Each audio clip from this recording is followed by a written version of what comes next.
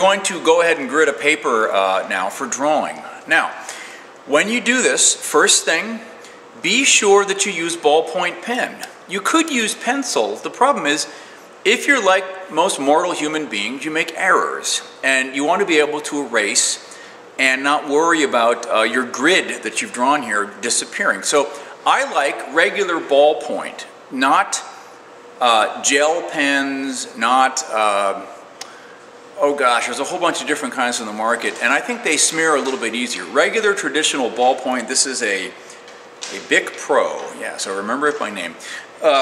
These are good. A regular ballpoint's fine. There's another thing that you can use, is you can use colored pencil, because colored pencil has a lot of wax in it, and it really sticks to the paper. Generally speaking, it doesn't erase. So Prismacolor, things like that are just fine. And the other thing that's nice about colored pencil is that you can use light green or light blue, and you can still see it, and it doesn't throw you as much. I like being able to see my, my regular ballpoint. It's fine, okay? When you're doing this on a canvas to paint, my favorite media to use for that is Conte crayon pencils, which are kind of like a pastel pencil, and also colored pencils work fine on canvas, but I like the Conte because it doesn't have as much wax and isn't going to resist the oil paint, and will in fact rub away if you rub it really hard. But the point is, when you're using a grid for a painting, typically you're not drawing as much as you do when you draw on paper, so there's less erasing anyway.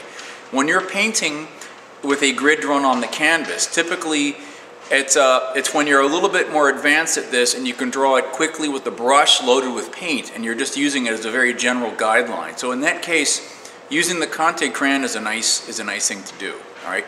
So we're going to move down now, and I'm going to show you this page, and I'll show you what I've done here. Now remember, we said that my proportions were 8 by 12, so it's, you know, a good idea to write 8 by 12 up here, just to remind yourself. I need 8 squares this way and 12 squares this way. These are 2-inch squares. Now, it's very important to remember that not all pieces of paper are cut perfectly, especially if you have paper that tears out of a pad or anything like that. So I like to start from one side as my base and then move one way or the other. I think that's the safest way. And I like to take my my yardstick. I had a metal rule there, which is better, but it's getting so grungy that, and I haven't cleaned it in a long time, that it's probably, this one's a little clearer.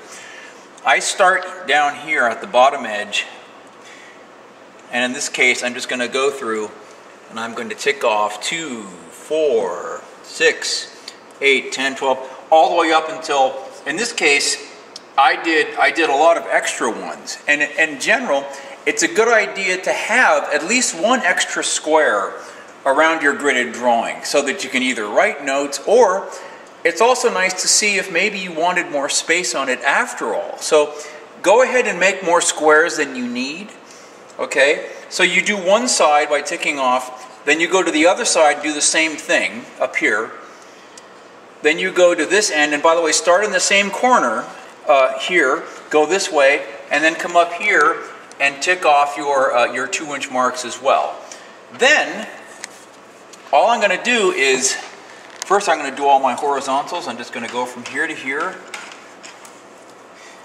And, you know, a lot of people don't pay attention when they're doing this. Maybe you can see me better up on this side. And they don't think this is very important. Try to cultivate the idea that your grids that you make here have to be accurate, and it's very important that you make them nice, okay? Because you're going to be working on them. You don't want them to be off.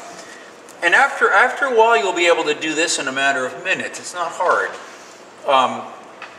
But don't get sloppy with this. This is important to make these. Now, some of you who are more ingenious might make some of these and go off to Staples and have a whole bunch of them printed. Okay, which I haven't done yet because I just generally, I don't know, I just generally make these as I go. But it might be a good idea to have a whole series of paper gridded up and ready to go at any moment. you know, different sizes, different everything else. Do you remember we were talking about making this grid the same size squares as appears there on the actual grid? If you notice that the grid is right up next to the table where the still life is, that will tell you something right there. That means that all the objects just past the level of the grid are going to come out slightly smaller than life size, slightly smaller.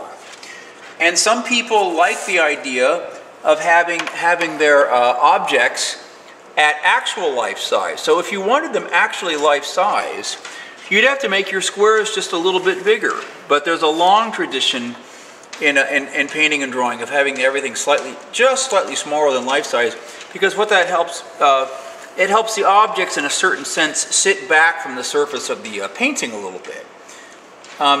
So for instance, if you make a drawing of a tomato and it's the size of a Volkswagen, it might be interesting, but it would also be kind of weird, you know, because we don't have that experience in everyday life. So I'm just going across now on my verticals, making my squares. See, this doesn't take long, but you do have to pay attention. I don't recommend using a triangle or a T-square to do this. I think that you should make the marks across the page and you should line them up. If you use the triangle or the T-square and you're slightly off, then you're going to make a mess.